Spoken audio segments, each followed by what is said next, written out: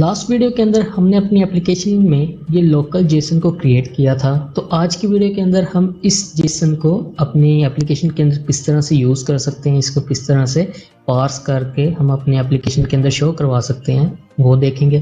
तो वीडियो को शुरू करते हैं।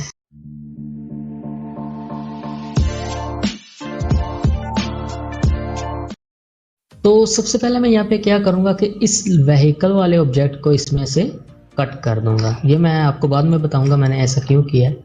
तो अभी हमारे पास ये अब हमारा जो ऑब्जेक्ट है ये बच जाता है। तो हम इसको देख लेते हैं। तो सबसे पहले हम क्या करेंगे, हम यहाँ पे अपने इस प्रोजेक्ट के अंदर एक फोल्डर को क्रिएट करेंगे। इसका नाम मैं एसेट्स रख देता हूँ। तो इसको यहाँ पे हम क्रिएट करेंगे, इसको क्लोज करेंगे। तो यहीं पे इसको मैं एक फोल्डर क्रिएट करता हूँ एसेट्स, और हम अपने इस जेसन फाइल को इस एसेट्स के अंदर पेस्ट करवा देंगे। तो ये इस एसेट के अंदर आ चुकी है। तो एप्लीकेशन के अंदर अगर हमने इसको यूज़ करना है तो हमें इसको अपने pubspec.yaml के अंदर डिफाइन भी करना पड़ेगा। तो मैं क्या करूँगा, यहाँ एसेट सेक्शन के अंदर इसको मैं अनकमेंट करूँगा, और इसके बाद हम इस सारे को अनकमेंट करेंगे और यहाँ से हम इसको रिमूव करके एसेट्स स्लैश कर देंगे। तो इससे क्या, इसका क्या मतलब है कि भाई इस एसेट्स के अंदर जितनी भी फाइल्स हैं वो सारी मैं एक्सेस कर सकता हूँ। इससे फ्लटर को ये होगा कि भाई आपने ये लोकेशन जो है ये रजिस्टर करवा दिया है, अब इसके अंदर जितनी भी फाइल्स हैं वो आप इसको यूज़ कर सकते हैं, मैं आपको नहीं रोकूंगा। लेकिन अगर एसेट के अंदर हम कोई और फोल्डर क्रिएट कर देते हैं, फॉर एग्जांपल मैं इमेजेस कर देता हूँ, तो मुझे क्या करना पड़ेगा, यहाँ पे एसेट्स और इसके अंदर ये इमेजेस फोल्डर को भी ऐड करना पड़ेगा, क्योंकि ये अलग फोल्डर है, ये एसेट्स जो है ये अलग फोल्डर है। तो इसकी वजह से जितने फोल्डर होंगे आप बेशक एक दफ़ा ही उनको असाइन करवाएं, अलग अलग फाइल ना आप करवाएं, लेकिन आपको ये करवाना ज़रूरी है, वरना ये एरर देगा। बाज़ स्टूडेंट्स जो हैं वो इस तरह करते हैं, एसेट्स के अंदर उन्होंने काफ़ी सारे फोल्डर बनाए होते हैं, लेकिन वो कहते हैं कि हमने ये ऐड किया तो हमारी जो इमेज है या ऑडियो है वो गेट नहीं हो रही। तो वो यही मसला होता है कि आपको यहाँ पे फोल्डर का भी बताना पड़ता है। उसके बाद उस फोल्डर के अंदर जितनी भी फाइल्स हैं वो आप सारी यूज़ कर सकते हैं। तो मैंने क्या किया, मैं इस इमेजेस को यहाँ से डिलीट कर देता हूँ। तो मैंने यहाँ पे एसेट के अंदर ये अपनी जेसन को रख दिया। तो मैं इसको अभी सेव कर दूंगा। इसके बाद इसको मैं यहाँ से क्लोज करता हूँ। तो ये यहाँ पे आ चुकी है। तो अभी हमने क्या करना है, इसको अपनी एप्लीकेशन के अंदर आसानी से यूज़ करने के लिए मैं एक मॉडल को क्रिएट कर लूँगा। तो मैं अभी यहाँ पे लिप के अंदर सर्विसेज, तो इसको मैं यहाँ से रीनेम करके मॉडल कह देता हूँ, क्योंकि ये एम्प्टी फोल्डर था तो मैंने इसको मॉडल कर दिया। तो इसके अंदर मैं एक फ़ाइल को क्रिएट करूँगा, हमारा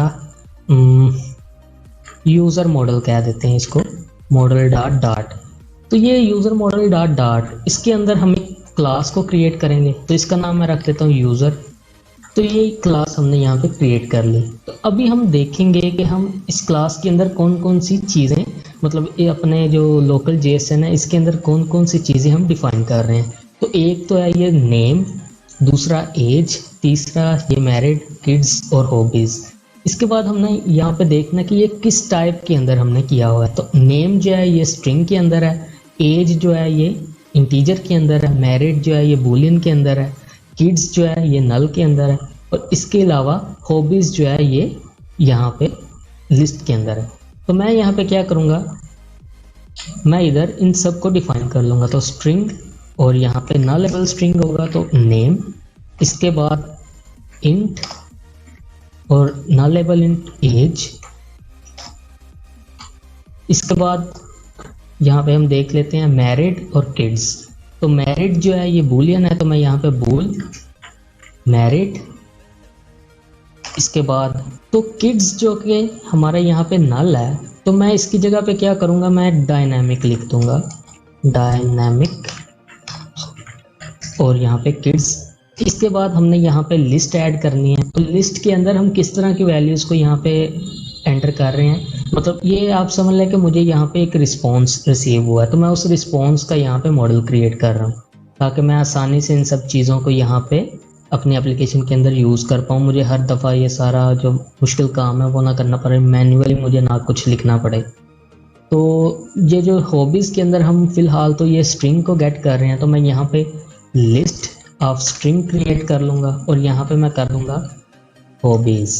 तो ये हमने यहाँ पे अपनी लिस्ट को भी क्रिएट कर लिया। इसको भी हम इस तरह से कर देंगे और इसको भी चलो इस तरह से ही कर देते हैं, लेकिन वो कहते हैं इसकी ज़रूरत नहीं है। चलो, तो ये हमने सारे जो वेरिएबल्स हमारे रिस्पॉन्स के अंदर हमें मिल रहे थे हमने वो लिख लिए हैं।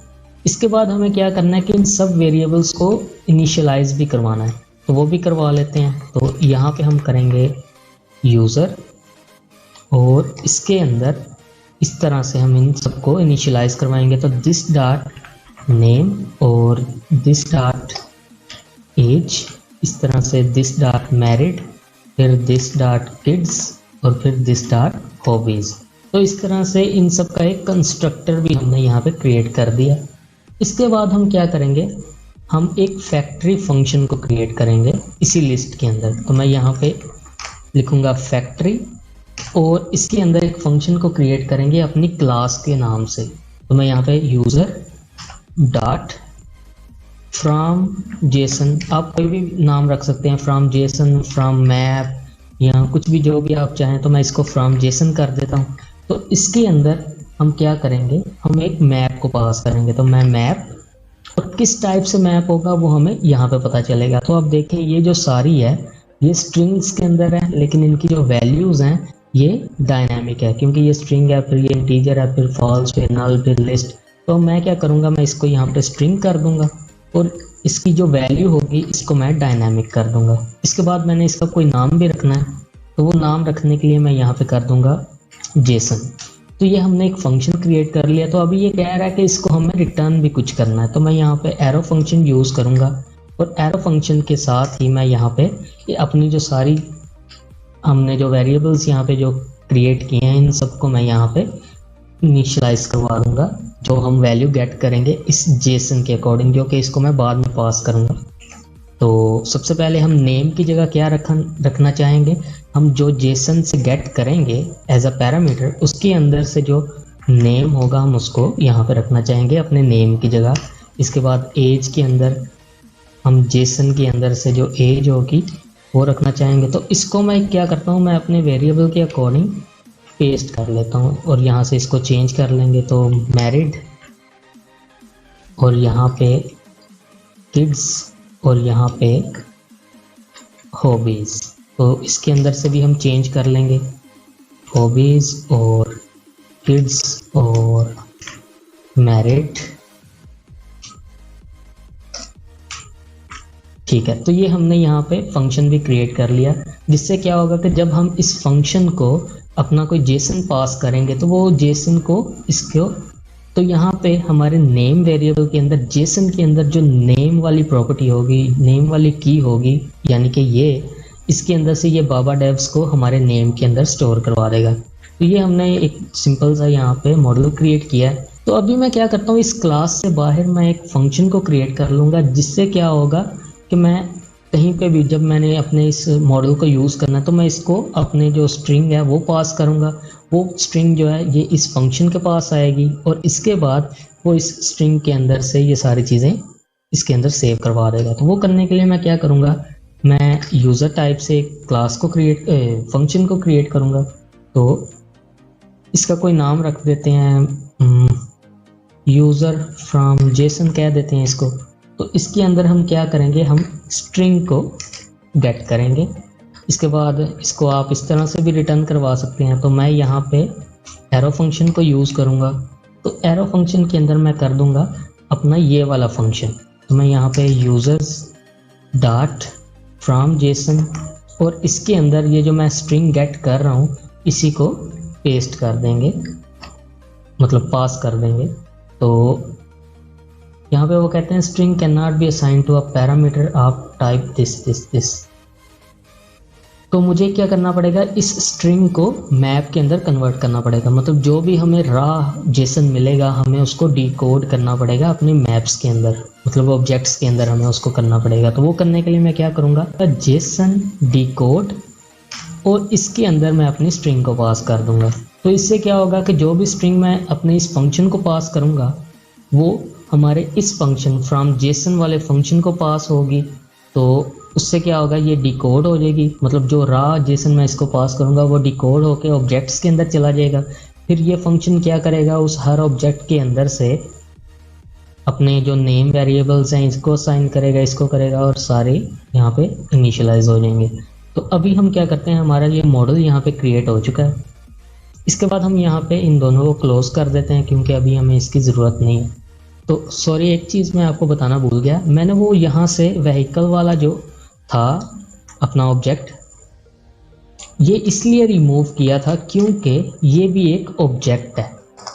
तो जिस तरह हमने यहाँ पे ये मॉडल क्रिएट किया है तो इसके अंदर हमने ये यूज़र की क्लास को क्रिएट किया है। तो इस ऑब्जेक्ट के लिए फॉर एग्जांपल इसके अंदर मैं रख देता हूँ जी नेम। तो इसके अंदर फिर मुझे जो भी वैल्यू रखनी है वो, यहाँ अलग से अगर कोई ऑब्जेक्ट बनाना है वो, तो ये क्या होगा, इस व्हीकल के अंदर मुझे एक अलग से क्लास बनानी पड़ेगी व्हीकल के नाम से। उसके अंदर फिर इसके जो वेरिएबल्स हैं उनको यहाँ पे इस तरह से करना पड़ेगा, फिर उसको यहाँ से फ्रॉम जेसन करना पड़ेगा। तो ये सेम टू सेम वही चीज़ है जो हमने एक दफ़ा यहाँ पे कर ली है। तो आप इसको जितनी दफ़ा मर्जी करते रहें। तो अभी हम क्या करते हैं, हम यहाँ पे इसको अब अपनी एप्लीकेशन के अंदर यूज़ करेंगे। तो सबसे पहले अपने विजिट को देख लेते हैं। तो यहाँ पे हम अपना एक क्लास को क्रिएट कर लेंगे। तो स्टेटफुल क्लास को क्रिएट करेंगे। यहाँ पे मैं कह देता हूँ यूज़र्स ऐप, और इसके बाद यहाँ पे मैं रिटर्न कर दूंगा एक स्कैफोल्ड, और इसके अंदर रिटर्न कर दूंगा मैं बॉडी को, और बॉडी के अंदर हमें पता है कि सेंटर कर देते हैं, और सेंटर के चाइल्ड के अंदर हमें कॉलम को पास करना है क्योंकि हमें ज़्यादा चीज़ें चाहिए कॉलम के अंदर चिल्ड्रन। इसके अलावा मैं यहाँ पे ऐप बार को पास कर देता हूँ। तो ऐप बार के अंदर हम टाइटल के अंदर लिख देते हैं जी रेस्ट लोकल जेसन, क्योंकि अभी हम लोकल जेसन के साथ काम कर रहे हैं। तो इसको मैं अभी अपने एमुलेटर पे रन करूँगा। तो रन होने के बाद मिलते हैं जी। तो हमारी एप्लीकेशन यहाँ पे रन हो चुकी है। तो अभी हम क्या करेंगे, अपने इस मटेरियल ऐप के अंदर अपनी इस यूज़र्स ऐप को पास कर देंगे। तो होम की जगह मैं एंटर कर दूंगा यूज़र ऐप। तो इससे क्या होगा, यहाँ पे हमारी ऐप शो हो जाएगी। अभी हम देख लेते हैं कि जो हमने यहाँ पे मॉडल को क्रिएट किया उसको अपनी एप्लीकेशन के अंदर हमने किस तरह से यूज़ करना है। हम यहाँ पे, क्योंकि ये स्टेटफुल विजिट है तो इसके अंदर इसकी भी कुछ स्टेट्स होती हैं, लाइफ साइकिल होता है हर विजिट का। तो इस विजिट स्टेटफुल विजिट के अंदर एक इसका लाइफ साइकिल का एक जो पार्ट है वो ये है कि इनिट स्टेट होती है इसकी। इसके अंदर हम क्या करेंगे, हम एक फंक्शन को कॉल करेंगे जो कि होगा रीड लोकल जेसन। तो अभी हम क्या करते हैं, रीड लोकल जेसन फंक्शन को यहाँ पे क्रिएट कर लेते हैं। तो इसकी बोर्ड के अंदर हमने क्या करना है, हम एक वेरिएबल को क्रिएट करेंगे। फॉर एग्जांपल इसका कोई भी नाम दे दो डी, और इसके अंदर हम कर देते हैं root bundle dot load string. तो ये स्ट्रिंग के अंदर हमें क्या पास करना है, हमें अपनी जो जेसन फाइल है उसका पाथ पास करना है। फॉर एग्जांपल अभी जो मेरी जेसन फाइल है वो एसेट्स फोल्डर के अंदर जेसन डॉट जेसन नाम से है। तो मैं इसको यहाँ पे स्ट्रिंग के अंदर पास कर दूंगा। तो assets/json डॉट जेसन। तो अगर आपकी फाइल किसी और फोल्डर में है, फॉर एग्जांपल ये लिब के फोल्डर के अंदर ही है, या लिब के फोल्डर के अंदर आपने कोई फोल्डर बनाया, फॉर एग्जांपल ये मॉडल का फोल्डर है, इसके अंदर आपने इस फाइल को रखा है, तो आपको lib/model/json डॉट जेसन या जो भी आपने नाम रखा है उस तरह से आपको इसका पाथ एंटर करना पड़ेगा। तो ये सारा रिसीव होने में थोड़ा सा टाइम लग सकता है। तो मैं चाहता हूँ कि जब तक ये रिसीव हो रहा है मेरी एप्लीकेशन हैंग ना हो या क्लोज ना हो जाए या कोई एरर ना आ जाए, तो मैं इसको यहाँ पे अवेट कर दूंगा कि जब तक ये रिसीव नहीं होता इसका वेट कर लो। तो क्योंकि अवेट यूज़ कर रहे हैं तो मुझे यहाँ पे असिंक यूज़ करना पड़ेगा। इसके बाद जब ये रिसीव हो के डी के अंदर स्टोर हो रहा है तो मैं क्या करता हूँ, मैं यहाँ पे अपने जो मॉडल मैंने क्रिएट किया है उसकी टाइप से एक वेरिएबल को क्रिएट कर लेता हूँ। तो मैं यहाँ पे डेटा नाम रख देता हूँ। तो क्योंकि इसको मैं बाद में इनिशियलाइज करवाना चाहता हूँ तो मैं इसको लेट कर दूंगा। तो इसके बाद मैं क्या करूँगा, मैं यहाँ पर अपने डेटा को इक्वल कर दूंगा अपने यूज़र मॉडल के अंदर जो हमने फंक्शन क्रिएट किया था, ये वाला फ्रॉम जेसन वाला, इसको मैं ये पास कर दूंगा। आप देखें ये हमने यहाँ पे क्रिएट करके रखा था, तो मैं इसको अपने ये स्ट्रिंग पास कर दूंगा क्योंकि ये जो सारी जेसन है ये एज अ स्ट्रिंग ही इसके अंदर सेव हुई है। तो मैं यहाँ पे क्या करूँगा, यूज़र फ्रॉम जेसन, और इसके अंदर मैं अपनी स्ट्रिंग पास कर दूंगा और डी डॉट टू स्ट्रिंग कर देंगे। चलो फॉर सेफ्टी, वैसे भी ये स्ट्रिंग ही है, आप देखें अगर इस पर हाईलाइट करें तो आप देखें ये स्ट्रिंग ही है, तो अगर आप इसको टू स्ट्रिंग ना भी करें तब भी काम चल जाएगा। इसके बाद हम क्या करेंगे, हम यहाँ पे प्रिंट करके चेक कर लेंगे कि हमारा जो डेटा है वो रिसीव हो रहा है या नहीं। तो क्योंकि हमने ये जो डेटा वेरिएबल है ये अपने मॉडल के क्लास के हिसाब से बनाया है, तो मैं यहाँ पे लिखूँगा डेटा और डॉट प्रेस करूँगा तो जितने भी वेरिएबल्स थे वो यहाँ पे शो होना शुरू हो गए। तो मैं यहाँ पे नेम को प्रिंट कर देता हूँ। तो क्योंकि हम यहाँ पे इनिट स्टेट के अंदर काम कर रहे हैं तो हमें एप्लीकेशन को रीलोड करना पड़ेगा। तो यहाँ पे आप देखें, रीस्टार्ट करने के बाद आप देखें तो यहाँ पे एक एरर है कि भाई type of list of dynamic is not a सब टाइप ऑफ स्ट्रिंग। तो इस चीज़ को फिक्स करने के लिए हमें क्या करना पड़ेगा, हमें मॉडल के अंदर जाना पड़ेगा। तो ये जो है ना स्ट्रिंग, इसको हमें डायनामिक के अंदर कन्वर्ट करना पड़ेगा, क्योंकि हमने यहाँ पे जो मैप के अंदर चीज़ें करवा रहे थे वो हमने डायनामिक के अंदर करवाई थी, तो इस वजह से ये एरर आ रहा था। इसको भी हमने यहाँ पे डायनामिक कर दिया। अभी हम इसको दोबारा से रीस्टार्ट करते हैं। तो रीस्टार्ट करने के बाद आप देखें यहाँ पे बाबा डेव्स लिखा आ चुका है, जो कि हमारी लोकल जेसन के अंदर हमने ऐड किया था। तो अभी हम इसको अपनी एप्लीकेशन में यूज़ कर सकते हैं। तो यहाँ पे मैं टेक्स्ट विजेट को यूज़ कर लूँगा। तो टेक्स्ट विजेट के अंदर डेटा डॉट नेम को यूज़ करेंगे। तो आप देखें यहाँ पे एरर आ रहा है कि भाई name null level string can not be assign to a simple string. तो इसको फिक्स करने के लिए हम क्या करेंगे, इसको डॉट टू स्ट्रिंग के अंदर कन्वर्ट कर देंगे, तो ये यहाँ से फिक्स हो जाएगा। इसको कांस्टेंट को यहाँ से रिमूव करेंगे।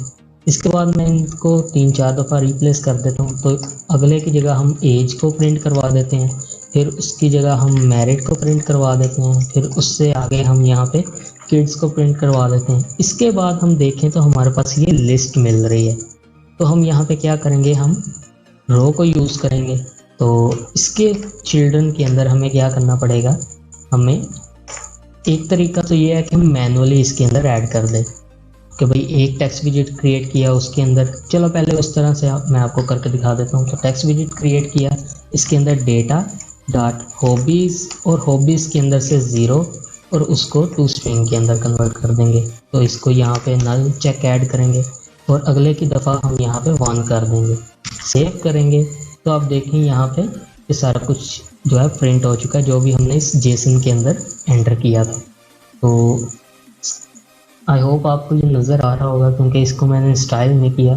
तो ये 2 स्ट्रिंग जो हमने लिस्ट के अंदर से रिसीव की हैं वो है, और ये बाकी की 4 ये वाली वैल्यूज़ हैं।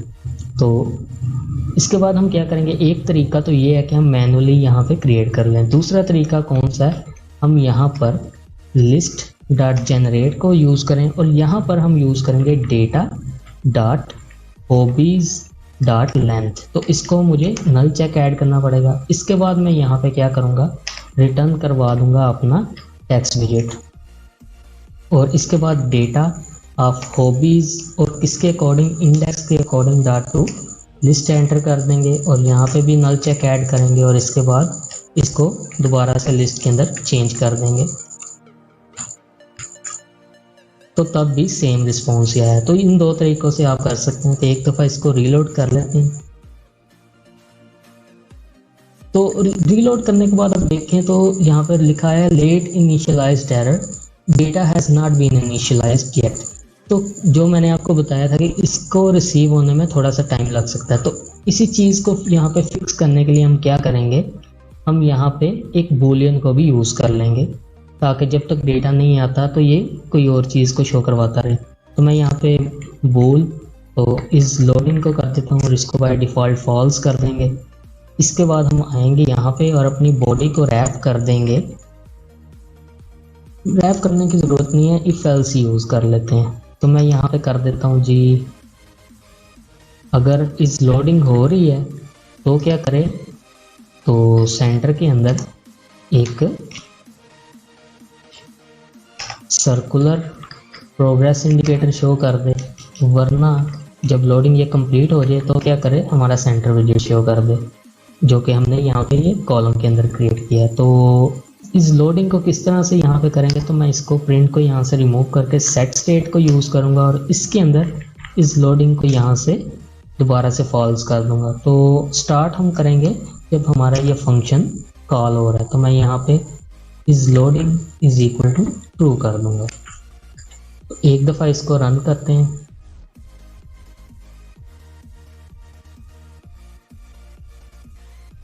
तो रन करने पे आप देखें कोई एरर नहीं आया, क्योंकि ये बहुत थोड़ा सा टाइम लेता है वो, बस क्योंकि हमने ये कंडीशन इसके अंदर नहीं थी रखी, इसकी वजह से वो एरर आ रहा था। तो इस तरह हम अपने लोकल जेसन को अपनी एप्लीकेशन के अंदर यूज़ कर सकते हैं। तो आई होप आपको समझ आ चुकी होगी। अगर कोई क्वेश्चन है तो डिस्क्रिप्शन के अंदर मैंने ग्रुप का लिंक दिया हुआ है, आप उसको ज्वाइन कर सकते हैं। और जो भी आपको कोर्स के रिलेटेड क्वेश्चन होता है आप वहाँ पे मेरे से पूछ सकते हैं, मैं आपको वहाँ पे जवाब दे दूंगा। तो मिलते हैं नेक्स्ट वीडियो के अंदर। नेक्स्ट वीडियो में हम क्या करेंगे कि हम रियल एपीआईज को यूज़ करना सीखेंगे और उनके मॉडल्स किस तरह क्रिएट करते हैं, उनको हम अपनी एप्लीकेशन के अंदर किस तरह से यूज़ करते हैं वो सीखेंगे। तो मिलते हैं अब नेक्स्ट वीडियो के अंदर, तब तक के लिए अल्लाह हाफिज़।